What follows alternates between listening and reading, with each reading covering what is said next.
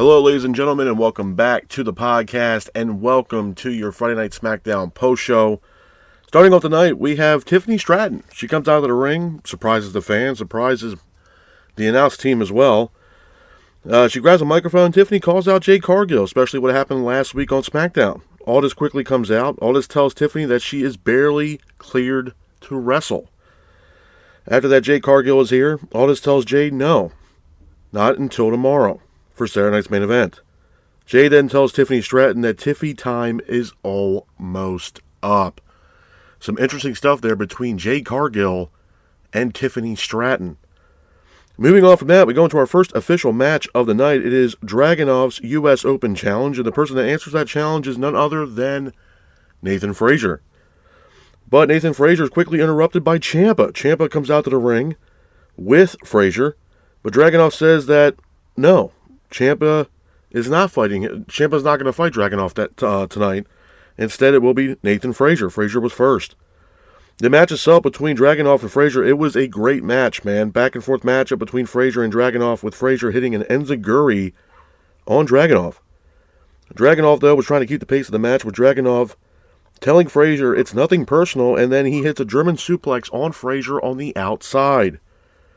After that, Frazier hits a springboard inverted DDT on Dragunov, followed by a running shooting star press on Dragunov for a near fall. Frazier then hits a super kick on Dragunov. Dragunov then hits an enziguri on Frazier. Frazier goes to the top rope, hits a frog splash on Dragunov for a near fall.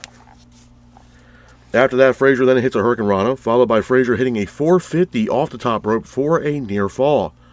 The crowd erupts after that. Dragunov, though, hits a powerbomb, devastating powerbomb, on Frazier in the middle of the ring, followed by Dragunov hitting the finish on Frazier, pins for the 3, and your winner of the match and still United States champion is Dragunov.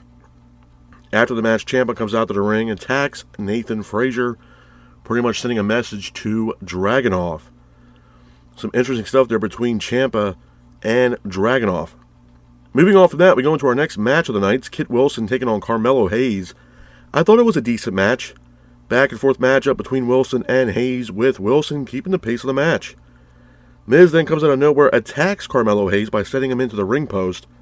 This allowed Kit Wilson to hit an elbow drop off the top rope for a near fall, followed by Carmelo Hayes hitting a first 48 on Kit Wilson, pins for the 3, and your winner of the match is Carmelo Hayes. After the match, Miz gets into the ring, hits a skull-crushing finale on Carmelo Hayes, and tells Hayes that we are far from over.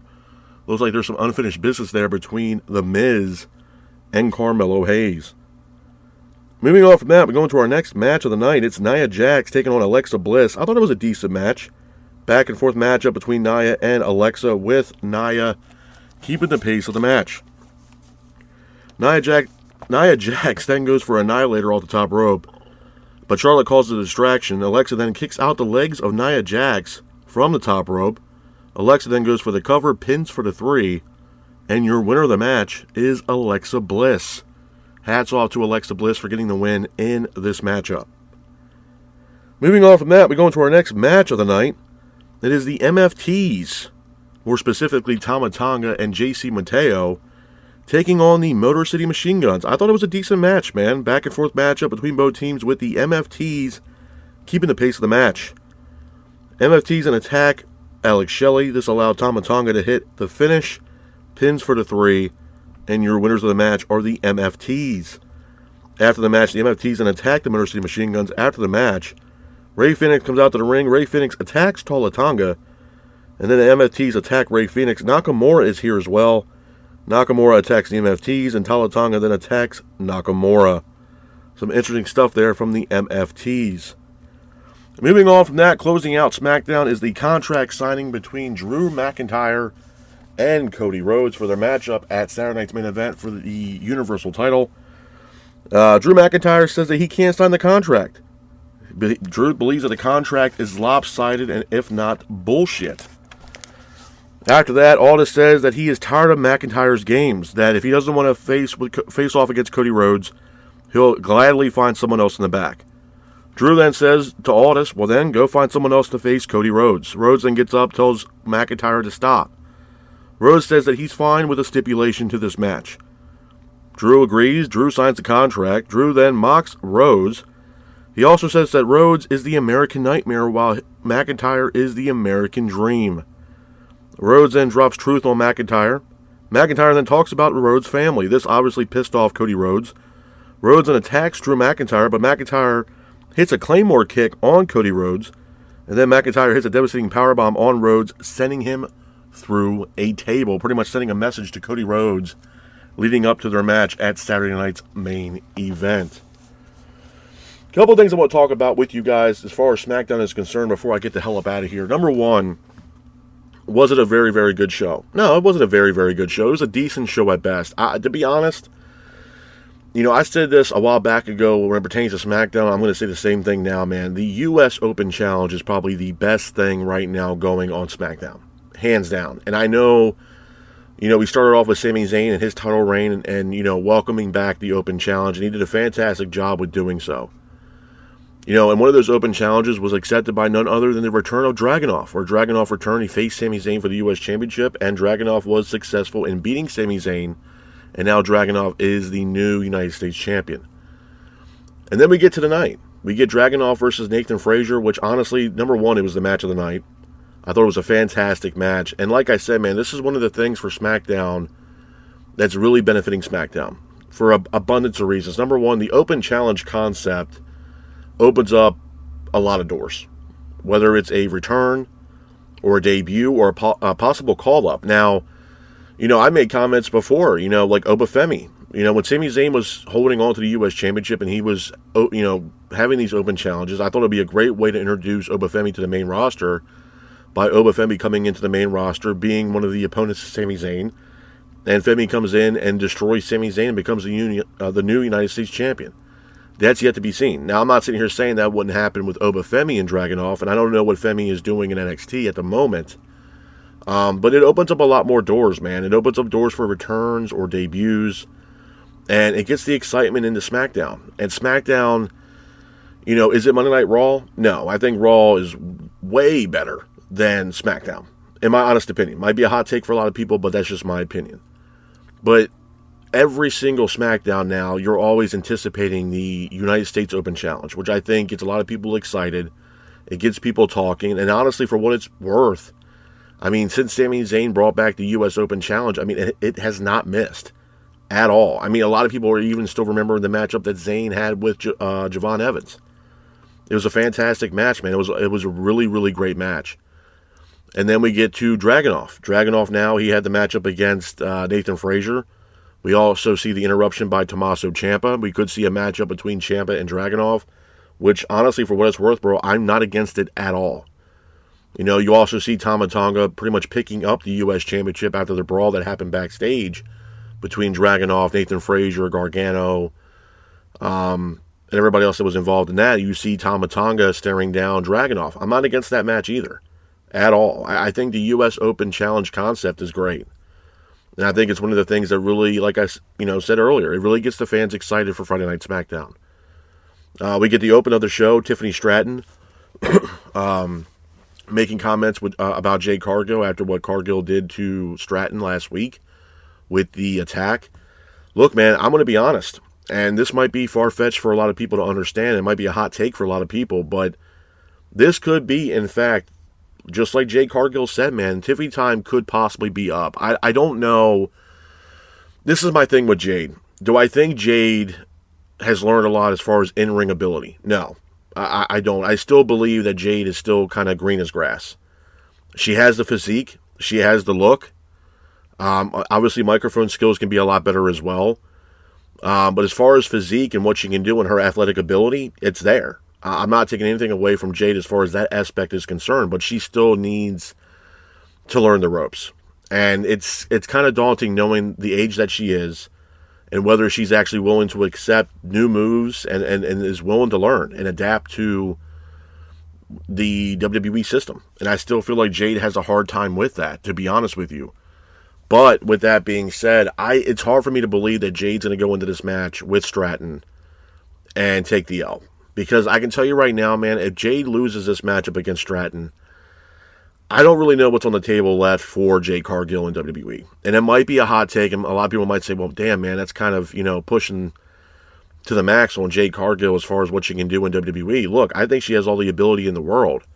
My issue with Jade is if she does lose this match against Stratton on Saturday, tomorrow, as Saturday night's main event, you have to ask yourself, what is going to be next for Jade Cargill moving forward? To be honest with you. I mean, the funny thing is, man, there's a lot of people that have made comments as of late. And I saw it on Twitter. And a friend of mine actually reached out to me the other day and said, a lot of these talents that left AEW and went over to WWE, they're losing a lot of matches. And the most specific name that popped up that I didn't even think of was Miro or Rusev. Rusev really hasn't won a damn match in quite some time. And I feel like with Jade, I just feel like WWE really doesn't know what to do with Jade Cargill. I know she's in a title match, and I get that. I know people are like, oh, what do you mean she's in a title match? Look, pump your brakes for a minute. Like I said, man, I think this is something where Jade has to go over and become the new women's champion. To be honest with you, I think it's Jade's time. Do I think she's going to have an elaborate title run or a long extended title run? No, I do not. I feel like with Jade, I don't think they really know what they want to do with Jade. We obviously had that storyline with Jade, one of the biggest storylines, if not the biggest storyline that she's had in all of her WWE run so far with Naomi. And then there was that situation with her and Bianca. Bianca's obviously out with injury. We don't know when she's going to return. There's been rumors of speculation that might be obviously sometime around 2026. Who knows? But that is the speculation. So I feel like with Jade, she has to go into tomorrow night's match with Tiffany and walk out new women's champion. I don't know what's left for Jade if she does take the L in that match. Do I think it's going to affect Stratton at all? No, I don't.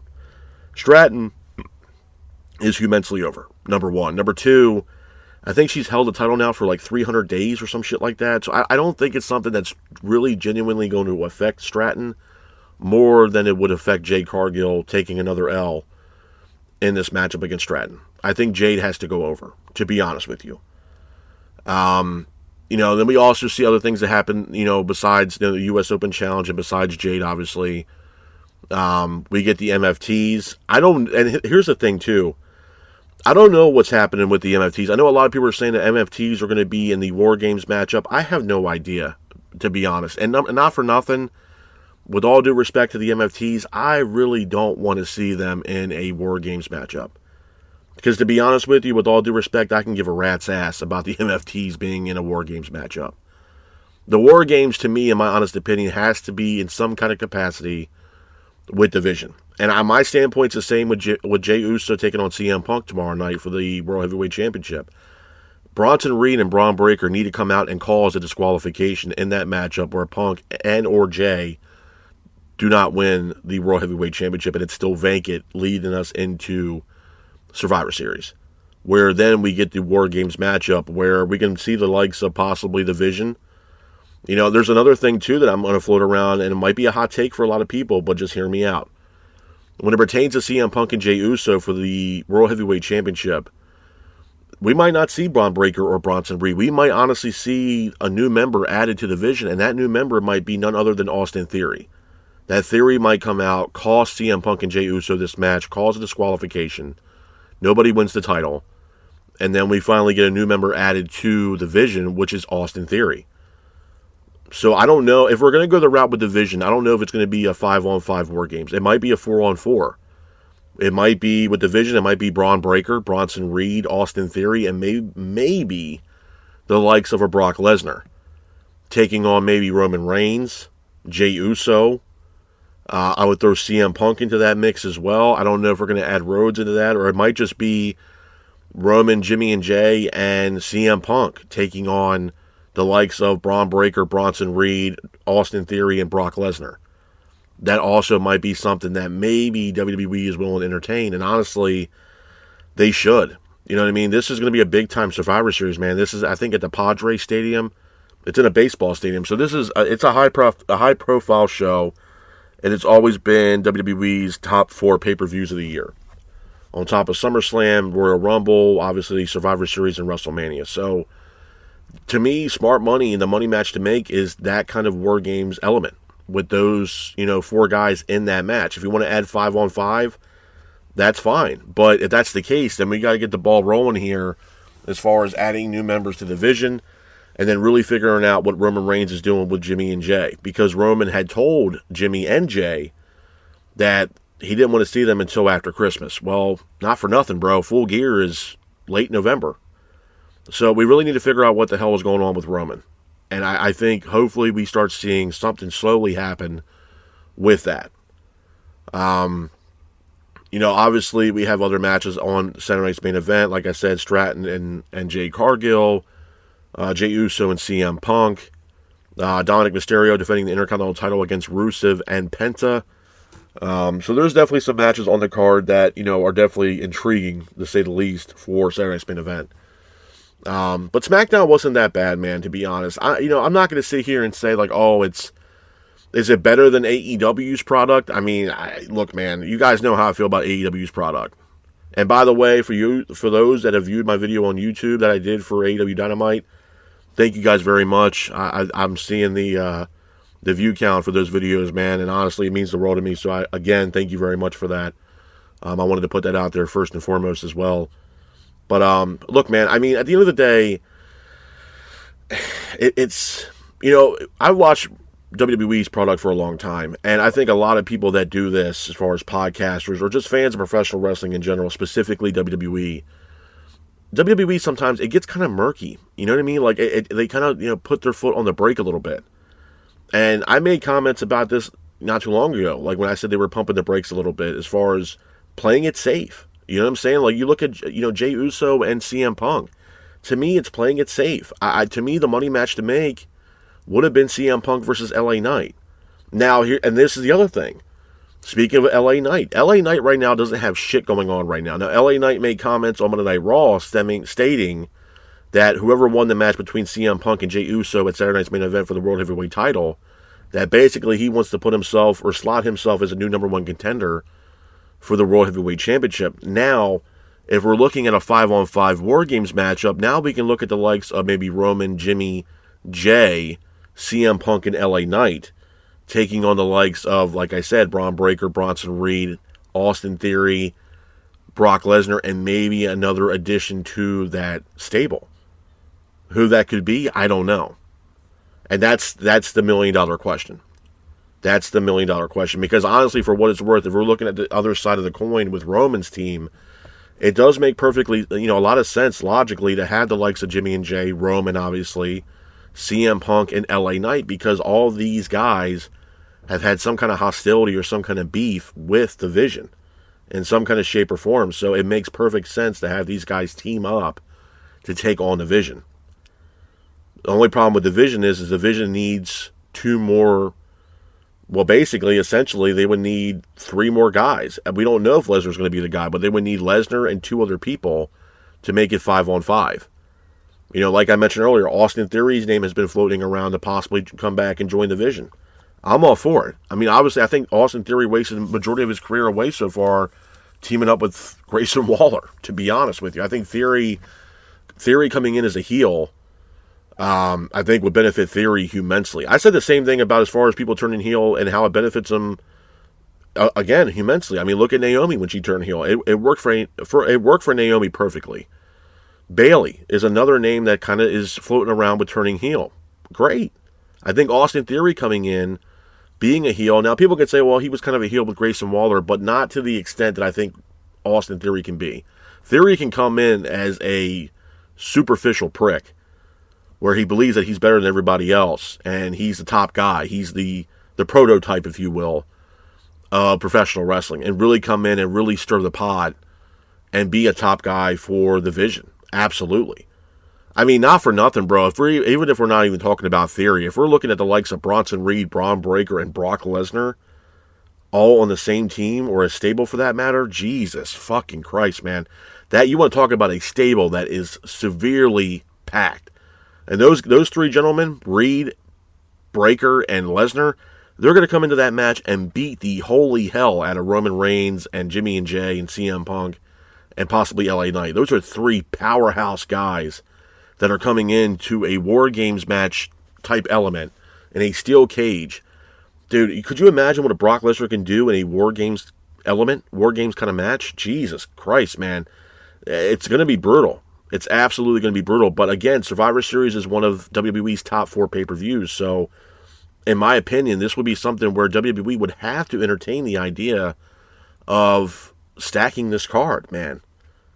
And what better way to do that to have a War Games matchup with the likes of Brock Lesnar and Breakker and Reed, maybe Austin Theory, all in this cage against the likes of Reigns, Jimmy J, LA Knight, and CM Punk.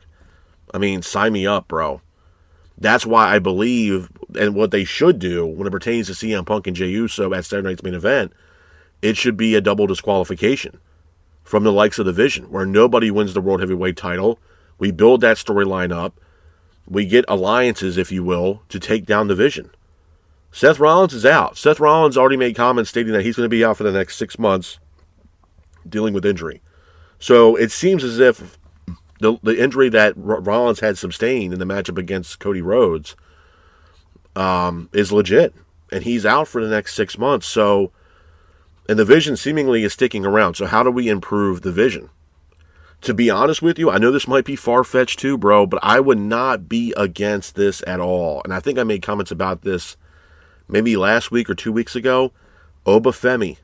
If Obafemi is on the road to getting called up, imagine Obafemi, Braun Breaker, and Bronson Reed a part of this Vision stable. Wow, dude. Wow. I mean, look what Obafemi did in NXT, bro. That guy was indestructible. Indestructible. Imagine having him join the likes of a Braun Breaker or Bronson Reed in the Vision. And this is the thing, man. Paul Heyman, a lot of people don't give Heyman credit where credit's due, man. I will. And Heyman deserves his flowers, bro. Heyman has a great mind for the business. He always has had a great mind for the business, bro. Look what he's done throughout his tenure in pro wrestling. A lot of people just go back with Paul Heyman on ECW, bro. He was also a part of WCW. He also had the Dangerous Alliance. And look at that goddamn stable. I think, I might not remember all the names, but I remember a couple names in that stable. You had the likes of Steve Austin, stunning Steve Austin at the time. Ravishing Rick Rude, legend, severely underrated. And I also believe it was Bobby Eaton as well. And not only that, I think it was also Arn Anderson, a part of this Dangerous Alliance stable, if I'm not mistaken. So, I mean, he knows talent, bro. And then you look at what he did in ECW. And you're going to say this guy doesn't know talent? Look at the guys and the men and women that walk through the doors of ECW, bro. I mean, he's got a mind for the business, man. And if you go back in time and look what he's done in WWE, his entire tenure in WWE, Paul Heyman has been in some of the most important storylines of all professional wrestling, specifically WWE. You know, the alliance, the professional wrestling war, if you will, between WCW, WWF, and ECW. The alliance, you know what I'm saying? Like, he's been a part of some serious storylines throughout his tenure in WWE. So you don't think he's got a plan B to shit and he's not putting things together? Paul Heyman, even though he's in the Hall of Fame, I mean, he could be a guy who's a manager that's up there with, I mean, I would, and this might be far-fetched as well, man, but I'm going to say it. Paul Heyman, as far as him being a manager, I would have to put him in the same category, close to it, of the likes of a Bobby the Brain Heenan. I mean, if you watch wrestling back in the day, you saw what Bobby the Brain Heenan did and who Heenan managed, bro. From the likes of Andre the Giant, also most notably Mr. Perfect, Kurt Hennig. He managed a lot of great talent, man, throughout his career, Bobby the Brain Heenan. Absolutely. I think he also managed Rick Rude, if I'm not mistaken. I could be wrong on that. But I know for sure Mr. Perfect and Andre the Giant, and he's managed some other talent along the way. He also helped introduce the narcissist Lex Luger when Lex Luger came in as a heel and he was the narcissist. Bobby Heenan was great on commentary. So was Paul Heyman. Heyman was also really good on commentary. So, I mean, for me, on a personal level, I had to put Paul Heyman, as far as being a manager, in the same kind of playing field here with the likes of a Bobby the Brain Heenan. I'm not saying he's better than Bobby the Brain Heenan, but if you look at his trajectory and his career, as far as Paul Heyman's concerned, I would put him in the conversation to be at least in the same ballpark as a Bobby the Brain Heenan, for sure. Absolutely. So as far as Paul Heyman with the Vision, I mean, dude, anything is possible. If we're gonna bring in the likes of Austin Theory, Brock Lesnar, I mean, hell, bro, you can look at that commercial, and that's got a lot of people talking as well. And I put a video out about that too. I think either early this week or last week. I think it might have been early this week. Talking about the commercial, and it had a lot of people talking. The interesting part of that entire commercial, in my opinion, is that we saw Cody Rhodes, we saw Roman Reigns, we saw CM Punk, and we saw Brock Lesnar. We didn't see anybody from the Vision. But the one person that we did see that was somehow a part of the Vision was Paul Heyman.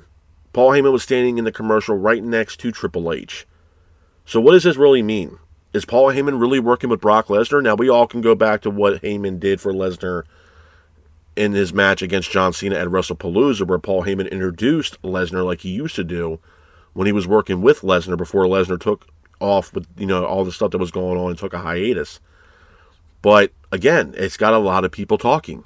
There's also been rumors and speculation about certain talent being called up. Obafemi, Ethan Page's name has been floating around. Austin Theory.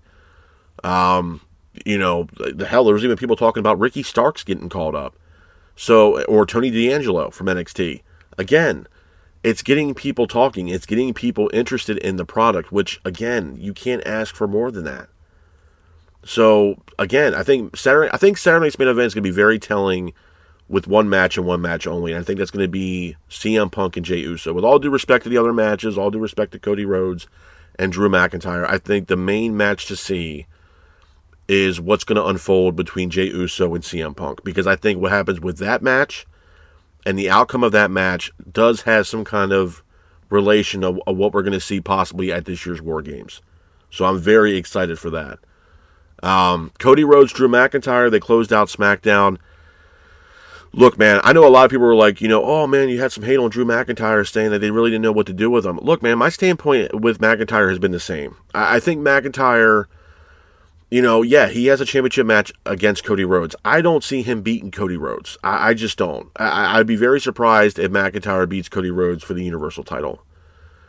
But my standpoint with McIntyre is the same, bro. I honestly feel with McIntyre, he's one of those guys that is playing in the back seat pretty much of WWE. I don't think they really know what they want to do with McIntyre is what I'm saying. They want to put him in championship matches, which is great, but they don't. I feel like they don't want to put the title back on McIntyre. Now, if I'm not mistaken, the last time we seen McIntyre Universal Champion was right during the pandemic era, where there was nobody in the audience. We had the whole Monday Night Raw Thunderdome shit and everything else like that via satellite with all these fans that were tuning in to Monday Night Raw via satellite.